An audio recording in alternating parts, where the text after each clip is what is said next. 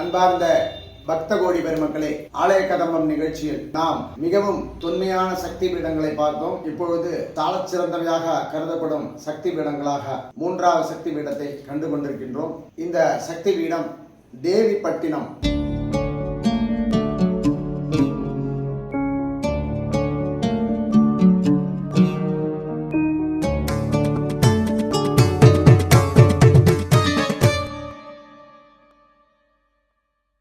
மகிஷாசுரமர்தினி வீரசக்தி பீடம் என்று வழங்குவார்கள். ராமநாதபுரத்தில் 12 கிலோமீட்டர் அளவில் கடலில் 9 கற்கள் நவக்கிரகமாக பிரதிஷ்டை செய்து, இந்த ராமர் மனித அவதாரம் அல்லவா, அந்த ராமர் தான் 9 கற்களை நவக்கிரகமாக பிரதிஷ்டை செய்து நவக்கிரக அருளையும் ராமர் பெற்றதையும் தரிசித்து அருள் பெறுவார்கள். அந்த இடம்தான் தேவிப்பட்டினம். அங்குள்ள உப்பூர் விநாயகரே சமுத்திரத்தை கடந்து ஸ்ரீலங்கை போக எவ்விடத்தில் அணை கட்ட வேண்டும் என்றும் கூறினாராம் ராமருக்கு. அந்த விநாயகரையும் அங்கு போபவர்கள் தரிசிப்பார்கள். எல்லோருக்கும் கணபதி அருள் அவசியம்தானே.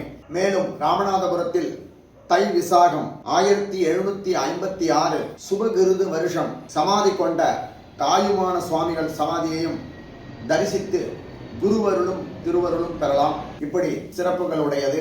அதை தவிர தேவிப்பட்டினம் நாயகியின் பெயர் உலக நாயகி மகிஷாசுரமர்தினி. இங்கு விநாயகர் நாக சன்னதிகளும் உள்ளன. அப்படி மகிஷாசுரனை வதைத்த பின்பு சயன கோலமாக அம்பாள் வதம் செய்த களைப்பு போக விசிராந்தி எடுத்துக் கொண்டிருந்தாலும் சுயம்பு வடிவம் சக்தி பீடம், பெயர் வீரசக்தி பீடம்.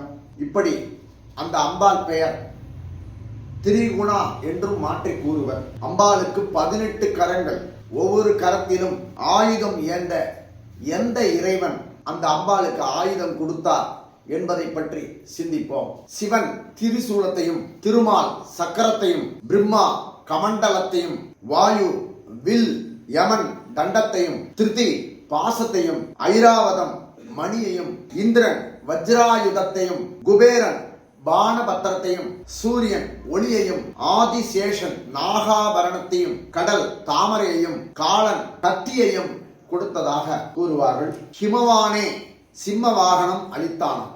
இமவானே சிம்ம வாகனம் அளித்தானாம். இந்த தீர்த்தம் சக்கரை தீர்த்தம் அருகிலேயே உள்ளது.